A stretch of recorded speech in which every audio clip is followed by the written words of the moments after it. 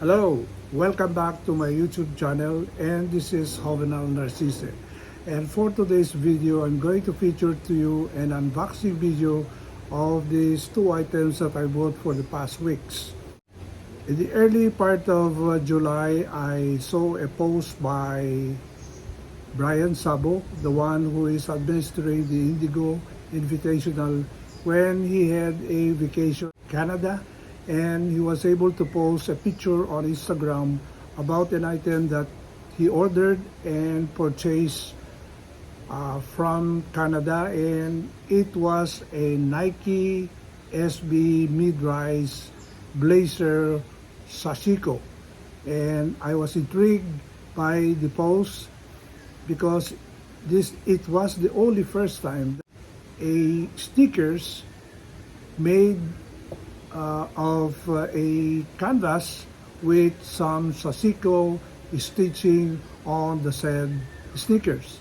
So what I did is I tried to make a research on the internet and try to find out if there are still available stock on the said shoe. However, I was disappointed and frustrated that it's no longer available in the market, most especially here in Metro Manila. I found out that the shoes was released on the later part of 2020 or middle part of 2020, and I could no longer find on the different stores here in Metro Manila. So with that, I made further research and I was able to see some Nike Air Jordan Dunks and other models of Nike wherein denim was used as a material on these sneakers. The first one that I was able to buy is this pair of sneakers. I got it from a specialty store which offers aftermarket basketball shoes and sneakers from different brands, and I got this from a store called Titan.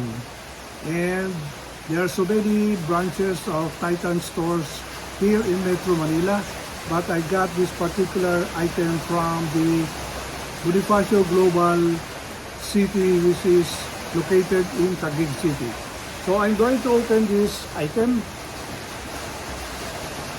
By the way, this is the Nike Grandville Pro in 9.5, size 9.5 inches, and this is made in Vietnam. So I'm going to open this, and this is how it looks like. And I'm going to bring it out so that you can see the details of these shoes.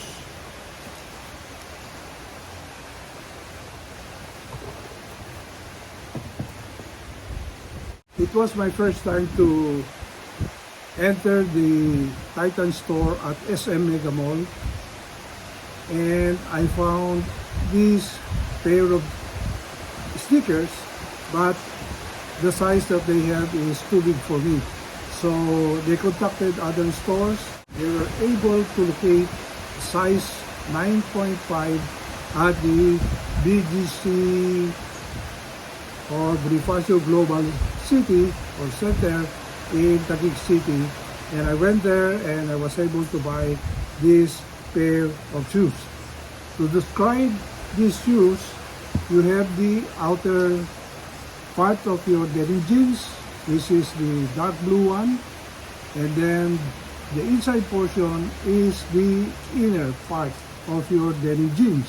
This is the white part.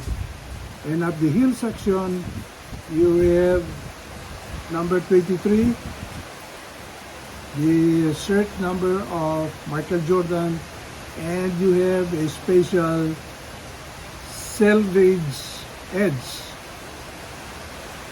And it appears that Nike is promoting Selvedge in this pair of sneakers. So This is initially priced at 7,600 pesos, but I was able to get it on sale at a discount price of 6,800 pesos.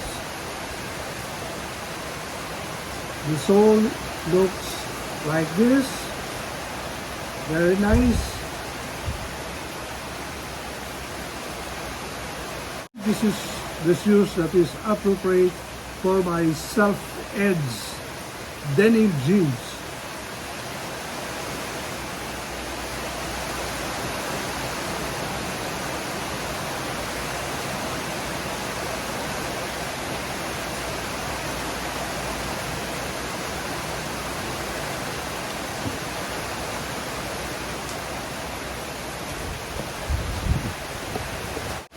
We go now to the next item.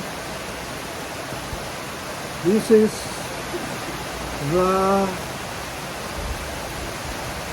Air Jordan 1 Low Special Edition, and the size is 9.5, and it is made in Vietnam.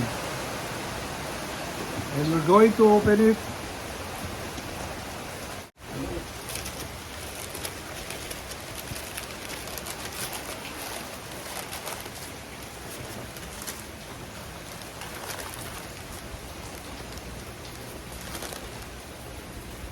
This is the Air Jordan 1 Low Special Edition Sashiko.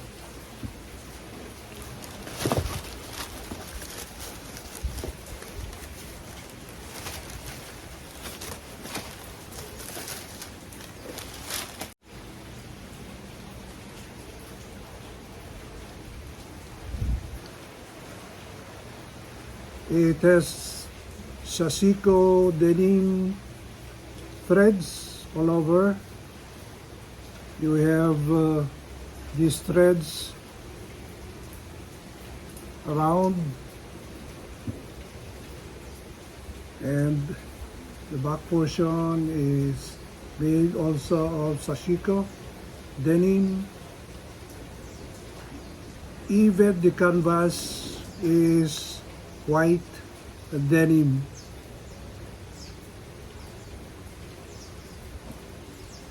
The sole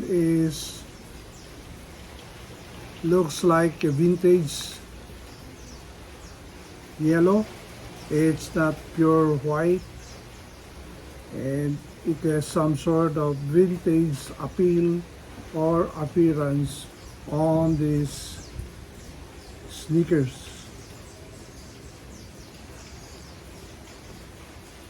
Since this is a special edition, the price of this is a new model. The price is almost 7,400 pesos. This model has been released only a week ago, and this is new.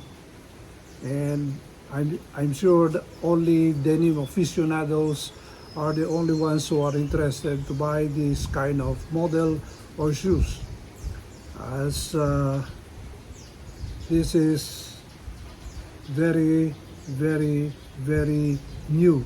And you have also a vintage look wherein it has an unfinished tongue area.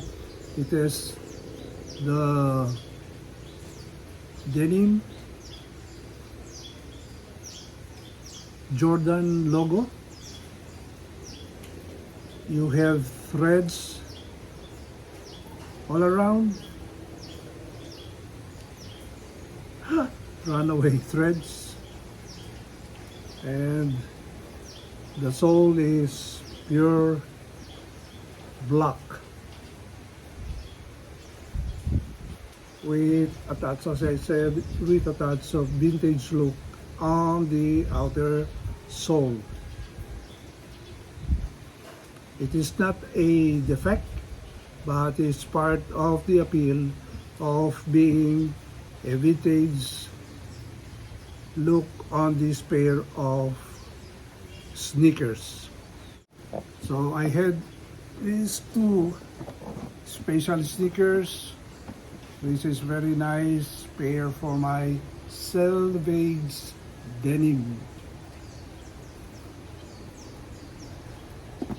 Thank you very much for watching, and if you haven't subscribed to this channel, please subscribe. Since these are related to denim, this is appropriate for my content in this YouTube channel. And if you haven't subscribed to this channel, please subscribe. And if you haven't clicked that notification bell, please click it so that you will be notified as to my future videos and contents in this YouTube channel.